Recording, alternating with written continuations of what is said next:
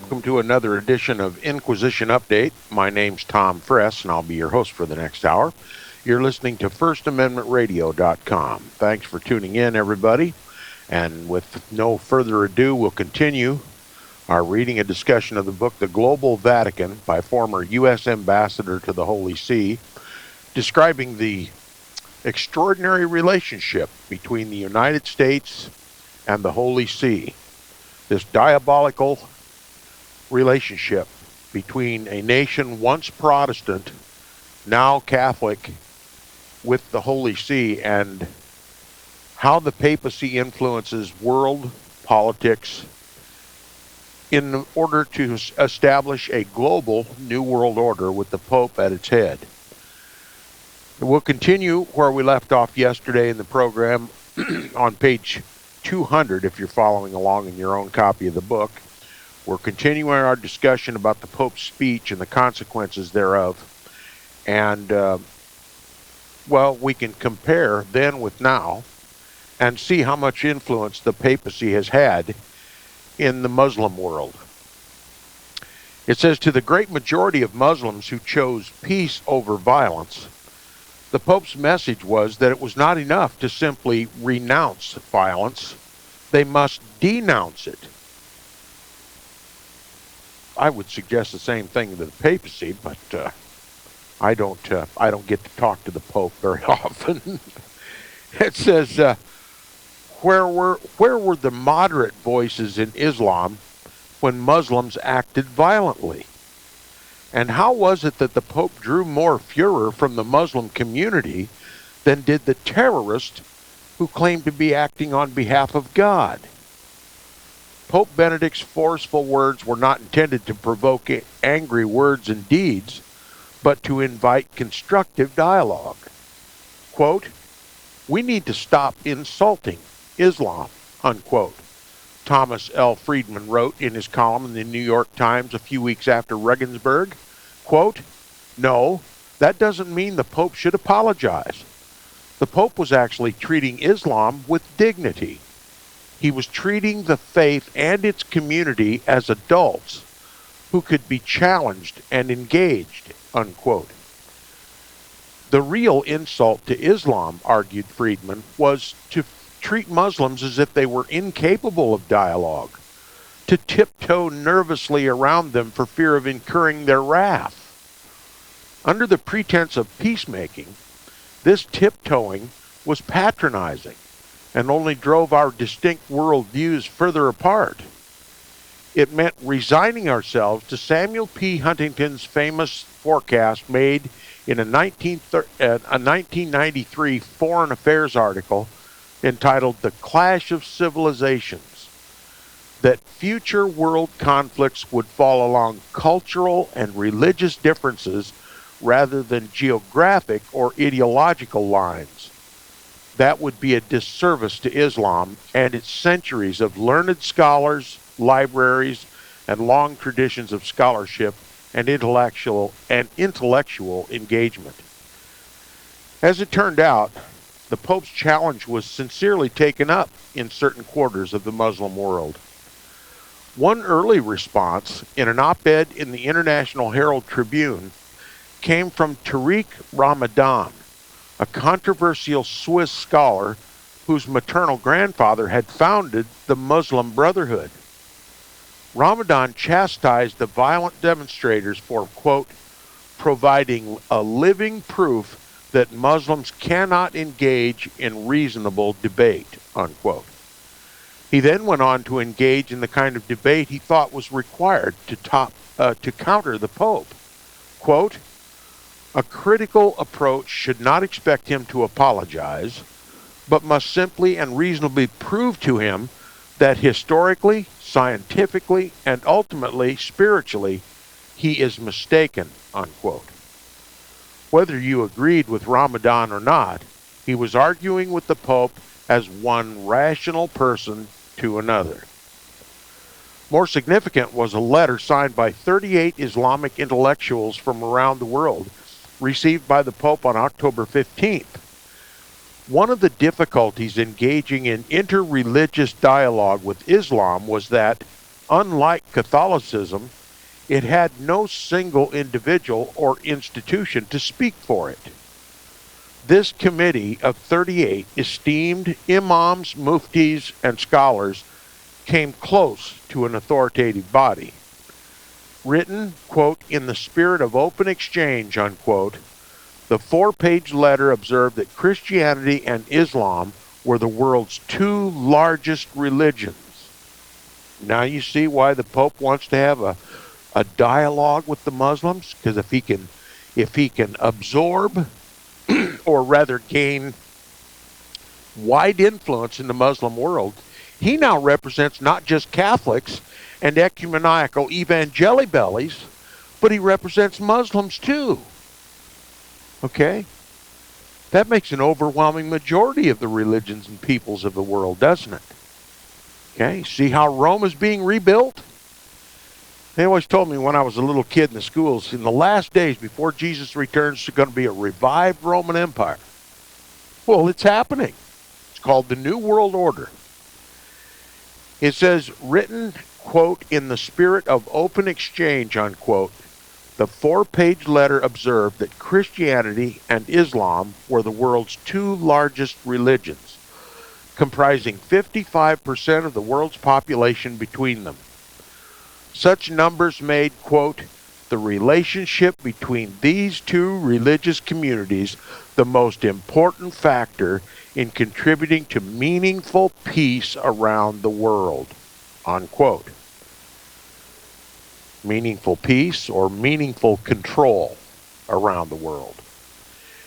As leader of more than 1 billion Catholics, the Pope was, quote, arguably the single most influential voice in continuing to move this relationship forward in the direction of mutual understanding, unquote. So, listen to it again. This is the power of the papacy. Okay? How widespread is the power? How much influence does the papacy have in the world? Listen to what it says. As leader of more than 1 billion Catholics, and of course that includes the ecumenical evangelibellies, which makes the number higher than 1 billion, the Pope was, quote, arguably the single most influential voice in continuing to move this relationship forward in the direction of mutual understanding. Okay? So the Pope's the man. The Pope is the man. All attention must be paid now to the Pope. It says the letter endeavored to correct the impression that Islam was a religion of violence. Islamic law did allow for legitimate self-defense, but it forbade targeting non-combatants and called for Muslims to live peacefully with their neighbors. The signatory rejected the terrorist interpretation of jihad as holy war and specifically condemned violence that had occurred following Regensburg. The Muslim God, they insisted, was merciful and loving. He was also reasonable. Islam, like Christianity, sought, quote, a consonance between the truths of the Quranic revelation and the demands of human intelligence, unquote. The true value of this letter came not in the clarification of Islam it provided Pope Benedict, but in its clarification of Islam for Muslims. The greatest significance of Regensburg may have been that it elicited much clarifications. You know what else all of this could attribute itself to? Making a division in the Muslim world. The peace-loving Muslims and the violence. the violent sects of Islam. And the hidden message in all of this is the Pope and the world is no longer going to tolerate radical fundamentalism. And the Muslim world was already softened up by the U.S. crusade in the Middle East, Iraq, and Afghanistan. And so the message is clear here at Inquisition Update. You either go along with this new world order, or the flames of hell will be unleashed against you. And the Pope dares to call Muslim, the Islamic religion, a violent religion. That's right. Islam, in my research, is no more violent than the papacy. No more violent than the papacy. The papacy is just much more sophisticated in covering its violence by using the nations to commit its warfare. Okay? And the history of the violence and bloodshed of innocents, non-combatants, has been talked about as a regular feature here at Inquisition Update. And I know it's hard to shift people's focus away from a day and night, 24-hour a day, 365-day a year coverage and concern about the radical fundamentalist Islamists. And for a voice like mine to try to shift the focus where it belongs, almost at times seems to be a useless endeavor. One voice among millions is just hardly heard. But I hope you're hearing it. Now, George Weigel calls the Regensburg Lecture, quote, the most important papal statement on public matters of global consequence since John Paul II's address to the United Nations General Assembly in October of 1995, unquote. As Weigel adds, quote, no president, prime minister, king, queen, or secretary general could have put these questions into play at this level of sophistication and for a world audience, unquote. That was true in 2006, and it's true now, says the author. Weigel drew 3 points from Pope Benedict's speech that put Regensburg in both theological and geopolitical perspective.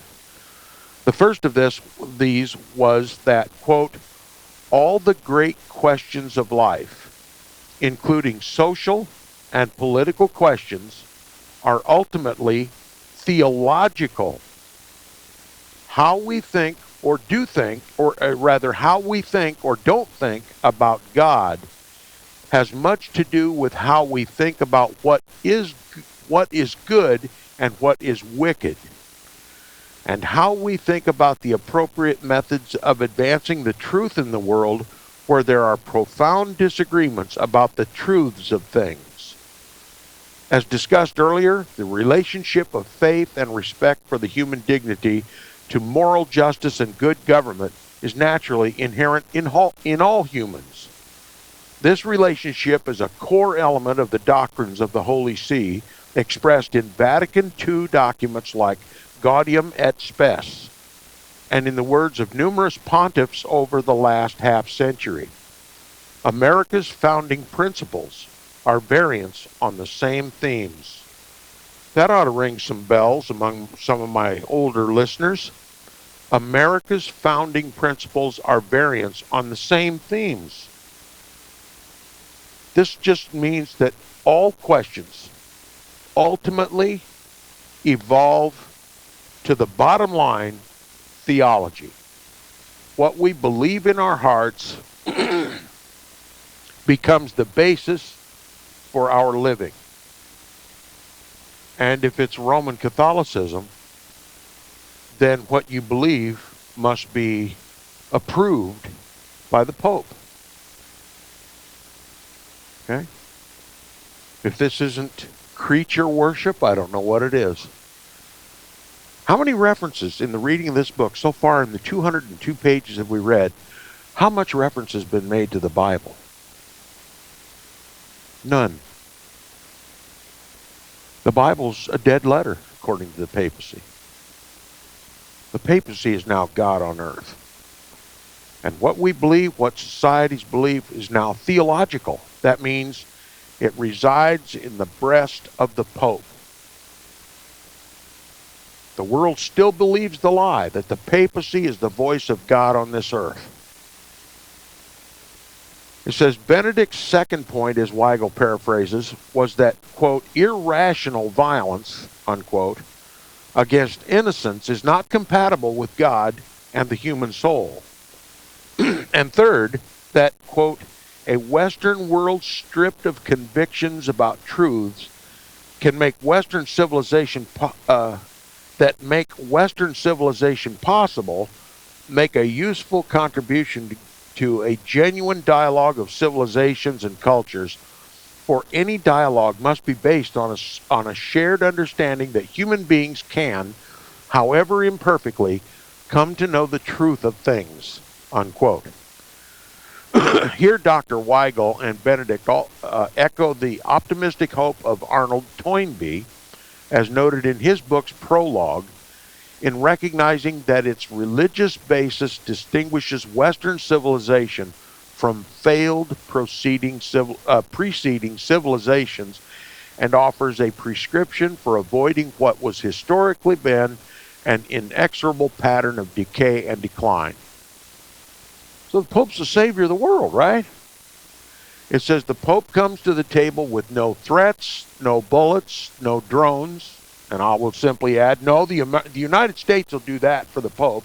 The Pope can go around carrying a bow with no arrows in his quiver because the United States provides all that for him. Okay?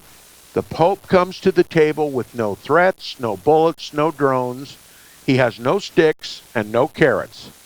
He comes simply as a man of faith, armed only with words and beliefs. His is the ultimate soft power.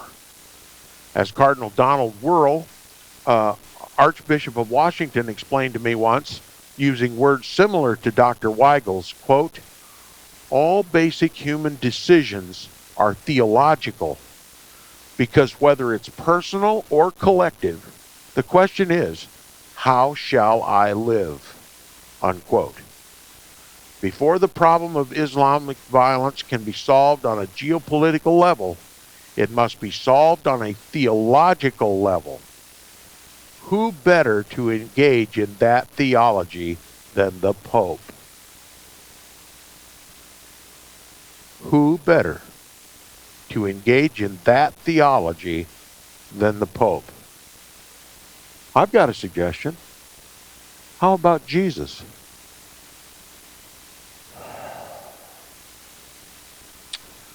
Okay, that ends chapter 14, and I'll begin with chapter 15, and it begins with a quote from President George W. Bush.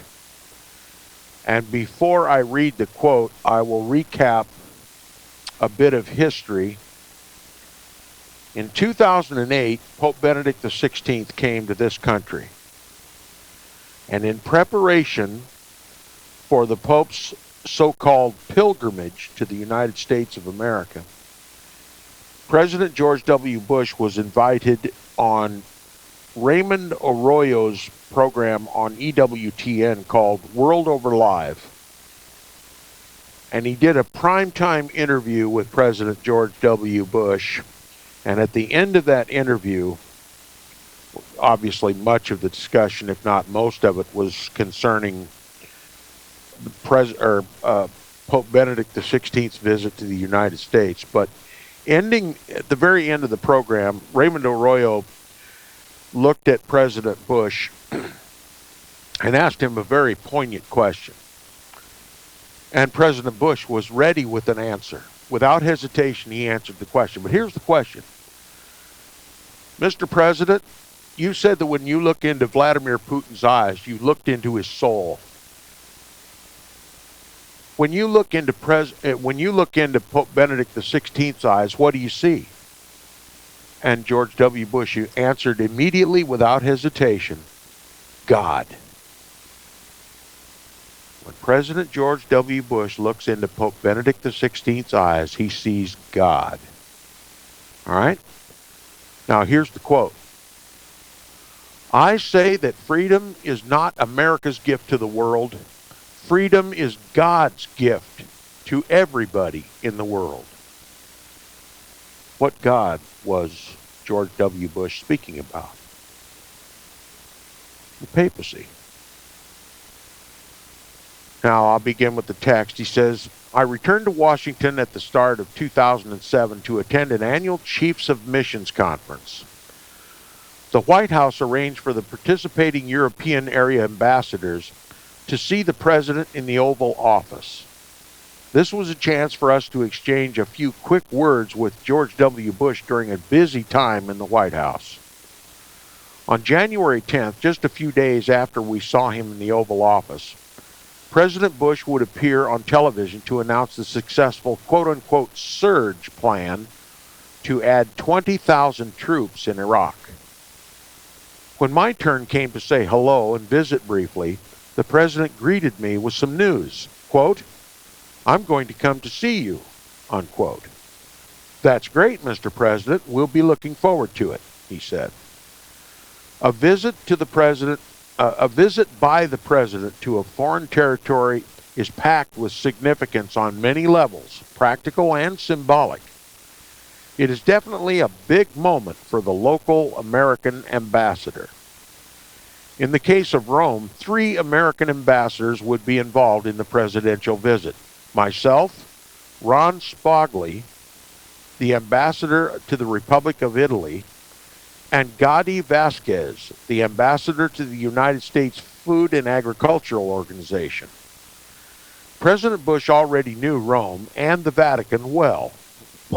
Why did Bush know the Vatican so well and Rome? Because he made a career out of going to Rome to check with the Pope on his operations, his crusades. Okay?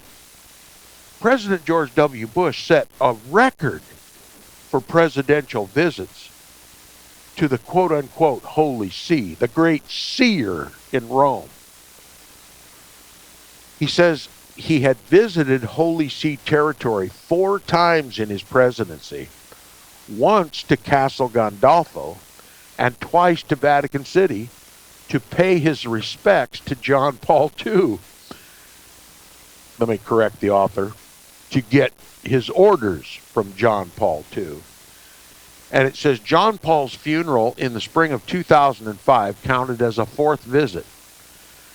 Now would be the 5th, and President Bush's first one-on-one visit with Pope Benedict XVI. One more trip to the Vatican in 2008 would make it 6 visits, which is more than any president had ever made to the Vatican, and more than President Bush made to any other foreign state besides Mexico and Russia. The frequency of these visits was no real surprise. The president's values aligned him closely with the Holy See and gave him a deep appreciation of the power of religion to accomplish good in the world. The soft power role that the Pope plays in world affairs. President Bush was hardly alone in considering the Vatican important. A survey in 2007 found that 7 out of 10 Americans believe that presidents should pay at least as much attention to the popes as to other world leaders. That's a statistic that would have been unthinkable just a few decades earlier. Remember our discussion about President Wilson, and subsequent presidents who dare not have an open relationship with the Pope, but must send representatives to represent the president on a personal basis? Now, the White House has an open door for the papacy. The man of sin, the son of perdition. And if you don't believe that,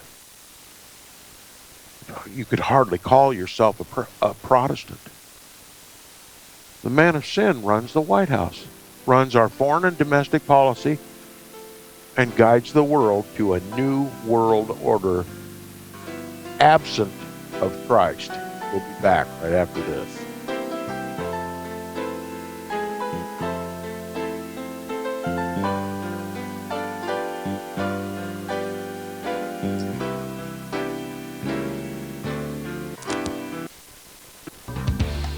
Hear it first on FirstAmendmentRadio.com and FirstAmendmentRadio.net.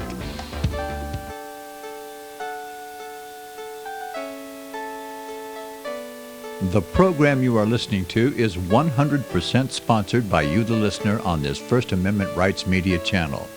You will notice that there are few commercials on this radio network. There's a good reason for that. Corporate advertising dollars come with strings that limit program content. So without your help, these programs cannot continue on internet or our several affiliates. If you benefit by the educational law programs, we ask you to give. If you are admonished or nurtured by the Bible and ministry programs, we ask you to give. If some voice a cause that you are passionate about, we ask you to give. If you believe in any of these, we ask you to support them as you would a missionary on a continual basis, as if giving a tithe for missionary radio. These programs are not commercially viable and must be supported by those faithful to the cause of truth. Look for the button to sponsor your favorite programs at our listen and schedule pages on the internet. Then, when you subscribe, we will send you the last quarterly MP3 CD of that program immediately, and continue to do so with each new quarter. We will also give you unlimited archive access to all of our programs. We're asking you to give much less than a tithe, so that you may also send support directly to a particular program host, cause, and anywhere else the Spirit may lead you. Do all to the glory of our God and Creator, for His holy nation, the only kingdom that will last forever. Thank you for listening.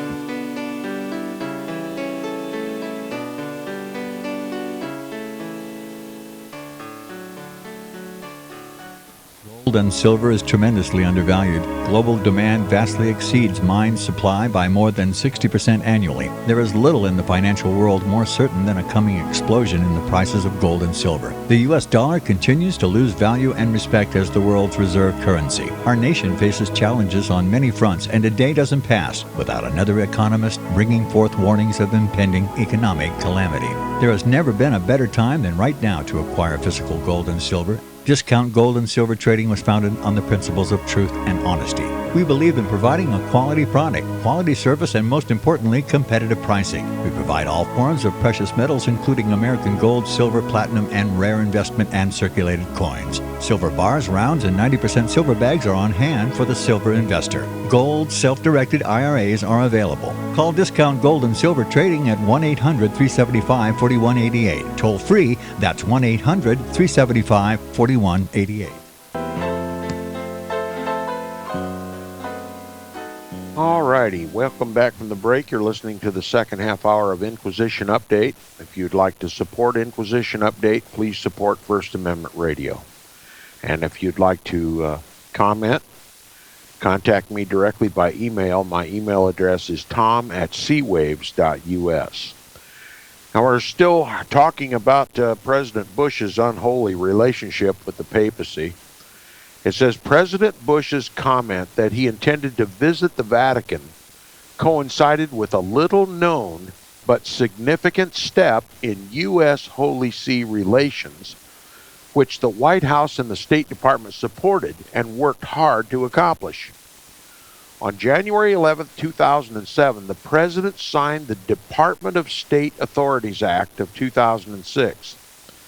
Approved by Congress in late December of 2005 as one of the last pieces of legislation taken up by the Senate before it changed hands after the 2006 elections, this act paved the way for the President to sign an executive order granting diplomatic privileges and immunities to the Holy See's observer mission to the United Nations. Okay.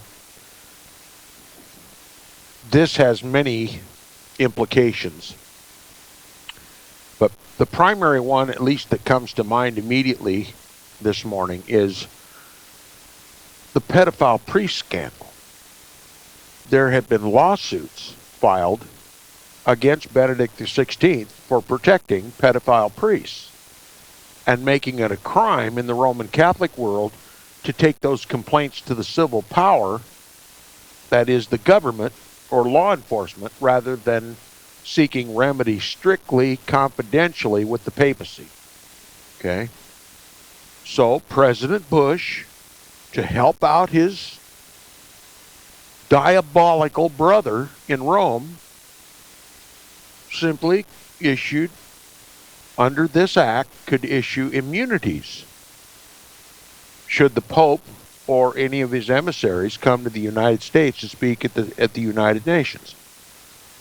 Okay? Gave him ambassador status, protection from the law. And the world doesn't see anything wrong with that, obviously. It says, as a practical matter, the executive order would change little for the Holy See. After all, Roman Catholic canon law forbids the civil power to hold any authority over the Pope or his priests. The Pope and the priests constitute the holy and the divine. The civil power must limit its authority to other civil institutions and keep its hands off of the papacy. Inherent in Roman Catholic canon law is the limitless sovereignty and untouchability of the papacy and his priests. Okay? So that's why this executive order, though enforceable by the civil power, wasn't necessary. It wasn't necessary except to educate law enforcement in this country hands off of the Pope and his priests. Okay? George W. Bush just putting a fence around the Pope should he come to the United States and help themselves to as many little boys as they want. The civil power cannot touch them. It says, again, he says, as a practical matter, the executive order would change little for the Holy See. Its UN mission in New York had been getting along just fine for more than 4 decades. Okay?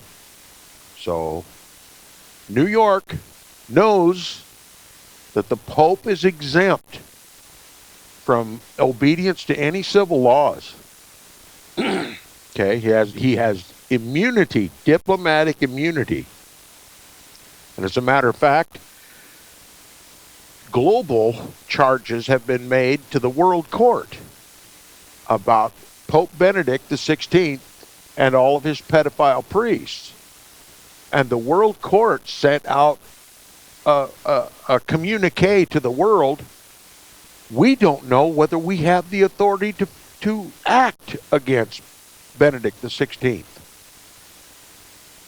Clearly, the World Court also observes that sovereign and immune status of the papacy, which is embodied in Roman Catholic canon law. It's the law of the world. Okay? Roman Catholic canon law is the law of the world. It's observed by the most powerful institutions in this country and the world. Okay? So the executive order that President George W. Bush, it was just window dressing, is what I'm trying to say. It was just window dressing.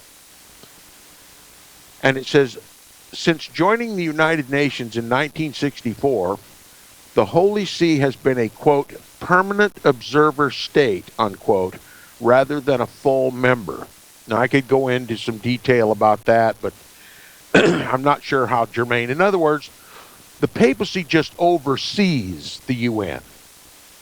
And consistent with its peace-loving status and not getting involved in civil affairs, the great lie that is promulgated by the papacy, it requires for itself a special status in the United Nations, an observer status. Okay, the United Nations is simply the legislative body or the civil power that answers to the Pope. Okay, the Pope oversees it. He's just an observer. Okay, he's not a voting member. He has others do his work for him. Okay, he says what this means is that the Holy See can participate in General Assembly and Security Council meetings and debates, can vote on procedural matters, and can even co-sponsor draft resolutions. What it cannot do is vote on the passage of resolutions. Okay? So it's just another way for the papacy to guide and direct and organize and really run the organization without seeming to. Okay? No vote is recorded for the papacy, although the entire organization works under the observer status of the papacy. Now it says in 2002, the Secretary General of the United Nations at the time, Kofi Annan, approached the then nuncio to the United Nations, Archbishop Celeste Magliori, who asked him to consider applying for full membership. In earlier years, the Holy See had shared the designation of permanent observer with more than a dozen other nations, but one by one, those others had upped their status to full membership, even, at last, Switzerland. The time had come. Annan urged for the Holy See to do the same. Undoubtedly, the Holy See could have achieved full membership had Magliori and his colleagues pursued it, as it had been offered and encouraged not just by Annan, but by previous Secretary Generals as well. Furthermore, as we've seen, the Holy See has a long history of diplomatic relations, global engagements, and recognized sovereignty that confer on it the special status required for full membership in the United Nations. The Holy See could easily have accumulated the necessary votes to be accepted as a full member. Excuse me, Archbishop Migliori took Annan's suggestion to some of his UN counterparts to feel them out on the matter as a matter of due diligence. But these conversations only confirmed that Migliori already believed, which was that membership, rather than enhancing the role of the Holy See, would detract from it. Okay? Why would it detract from it? Because it would bring the holy and the divine down into a civil organization. Okay? The Pope wishes to remain on his white marble throne in Rome as an overseer, a guider, and a director, and an observer, and not to be engaged directly in the fray. You see, if the papacy is involved directly in the fray, then the papacy becomes a combatant and draws fire. No one is allowed to question the papacy, according to Roman Catholic canon law. For the papacy to take a normal role in the United Nations would make him subject to question. The papacy is never going to become just a regular member of the United Nations. It has to maintain its sovereign, divine, holy, and elevated status. Okay? Just like the papacy doesn't engage in its own bloodbaths, it requires his servants to do the dirty work, like the United States of America. He says, unlike other nations, the Holy See represents a constituency from around the world, scattered among countries that are often in fierce disagreement with each other. Membership would inevitably compromise the Holy See's impartiality, forcing it into political alliances and voting blocs. It would also force it to tacitly accept, for the sake of those alliances and blocs, positions it did not hold. Neither of these were acceptable options for the Holy See. By maintaining its status as permanent observer, the Holy See could continue to advocate for its own universal agenda. That's a global agenda. That's a Roman Catholic agenda. Exerting influence, but staying above the fray. Okay? Did I tell it to you right? Above. The papacy is above human beings. And therefore it stays above the United Nations. And it says, exerting influence, but staying above the fray, the deal-making, the dogfighting, and preserving its universality and moral authority. So, based on just that, who rules the world? Who thinks itself to be above all human endeavors? The papacy. He calls himself the God of this world. Is more of this book beginning to make sense? It says the challenge was making sure the status really remained permanent. To prove its legitimate place in the United Nations, the Holy See possessed just a single piece of paper, a 1964 letter from the then Secretary General U Thant, inviting the Holy See to join as a permanent observer state. The Holy See's status has been occasionally contested over the years, but not by states, but by outside organizations, notably a pro-abortion group called Catholics for Free Choice, that hope to see its influence reduced or abolished at the United Nations. You know where the other challenge should come from? Protestants. As a matter of fact, the position of Protestants should be, if the Pope wants to rule the world through the United Nations, then let him take his global political organization off of this continent. Take it to Europe. Take it to Rome. The United States, a Protestant nation, will not participate in the growing and advancement of a global government headed up by the papacy. That is the Protestant view. It should forbid the papacy to ever set foot again on this hemisphere. Okay? That's the Protestant position. To renounce the papacy as the Antichrist of the Bible. It should be full-time at war against the papacy and his global influence. But the United States is not Protestant anymore. The Protestant voice is completely silent. And what little squeaks and protests it makes are never heard. You're certainly never going to hear it in the mainstream media. And when the Protestant voice begins to proliferate, it's squashed. The Protestant voice was sounded loud and long for nearly a decade on amateur radio, and they silenced it.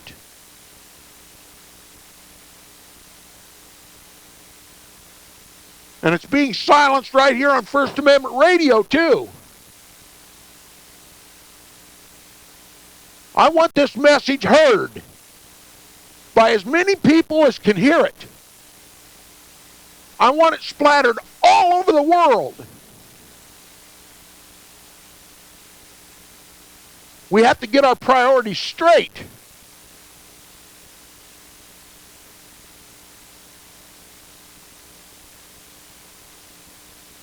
The Protestant voice needs to be heard all over this world, not just here in America. It needs to be heard in Europe. And there's people willing to spread this word. But somebody's got a lock and a key on it. Open the door, let it out. We have much to profit from the truth. More than dollars and cents. we each have a spiritual obligation to take ourselves out of the way and put Christ first. Christ in his kingdom. A Christ and a kingdom that becomes more evident in the world the more the system of Antichrist is exposed. Anybody that holds a bottleneck on the truth resists Christ. And anybody who knows this truth and remains silent about it has to answer to God. He says the challenge was making sure that the status really remained permanent. You can't kick the Pope out of his own organization, can you? No civil authority can put a limit on the authority and reach of the papacy. The papacy is going to demand permanent, just as God himself is permanent observer status over the global legislative body, the United Nations. He's going to remain above it and aloof from it, except to give direction. I mean, after all, that's what a God would do, isn't it? You don't need Inquisition Update or anybody else to tell you who the Antichrist is. All you got to do is listen to the Pope long enough, you come to your own conclusion about it. That's how clearly the papacy demonstrates its real role in this world, to deceive the whole nations and to lead all the world against Christ.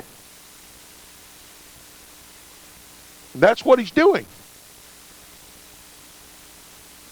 Think of the horror when the United States Congress invites Pope Francis I to come to this country to speak to the world from the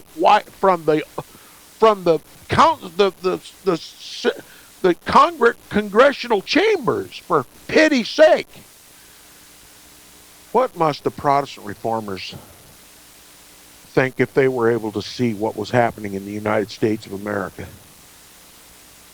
Think what they would think.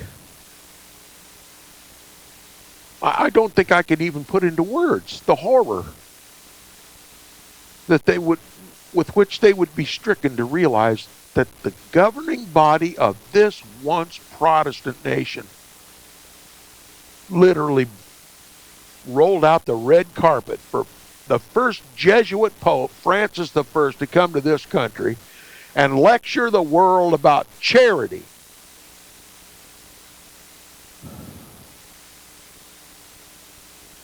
Lecture the world about morality. The man of sin, the son of perdition. And the world's all ears. How could one even describe the depravity of this world, the moral and spiritual blindness of this world, particularly that of the United States, to allow such a thing to happen? And I think everybody in this country ought to hear this broadcast. Everybody in this country ought to hear it. It ought to be public domain.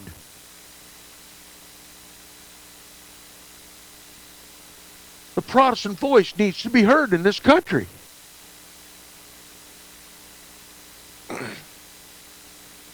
He says the challenge was making sure the status really remained permanent. To prove its to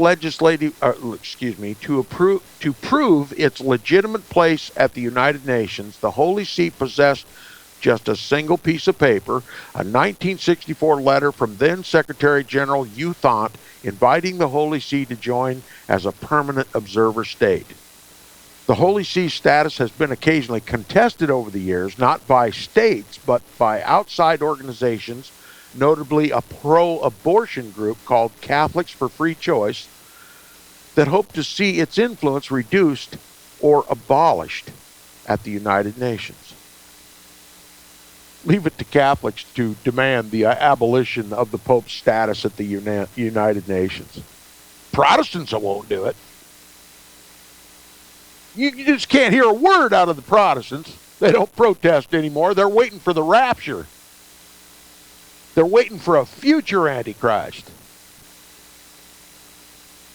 To ask them what the Pope is, well, he wears a funky dress, but he believes in Jesus.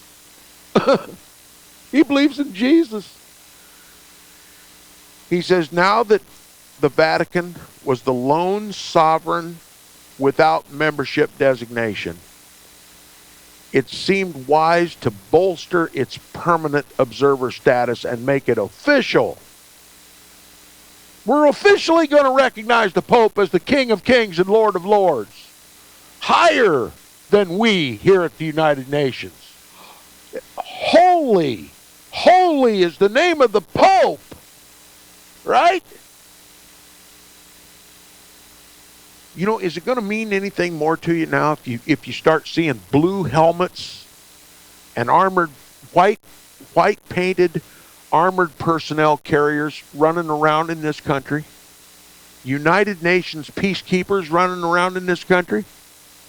Would you even think to blame the papacy for the United Nations military forces to be running command and control structures here in the United States of America? Well, you'd never think a Pope was behind it, would you? Well, he's a man of God. He believes in Jesus. But this author just admitted the Pope is the King of Kings and Lord of Lords and deserves permanent observer status officially. Officially acknowledging the Pope as a permanent observer Lord over the United Nations.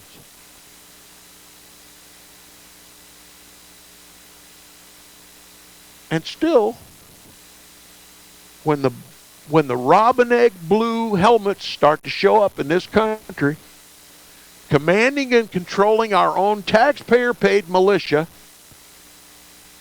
nobody's ever even going to think to blame the papacy. Why, the United Nations just got too much power. This is a sovereign nation. What are we doing allowing international forces in this country? Nobody's going to say, what are we doing allowing the Pope's warriors to rummage through this country and take command and control of our National Guard and our military, Army, Air Force, Navies, and Marines? Who allowed the papacy to be the command and control structure for all of our taxpayer-paid military?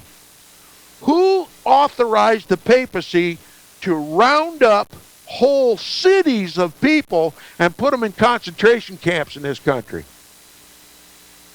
Who's going to think to blame the papacy? Nary a one. But this book confirms the Pope was made the King of Kings and the Lord of Lords of the United Nations in 1964. You know what else took place in 1964? Vatican Council II, where the ecumenical evangelibellies just gave up the protest and expressly acknowledged the Pope as the King of Kings and Lord of Lords, the vicar and replacement of Christ on the earth. You see what happens when the protest dies? The Pope wasted no time in becoming the King of Kings and Lord of Lords. Once again, repeat after me. Protestants no longer believe the Pope is the Antichrist. They believe. Are you getting it? Write me if you are. Tom@seawaves.us. I've run out of time and I've run out of voice. I'll see you tomorrow. Or rather, Monday.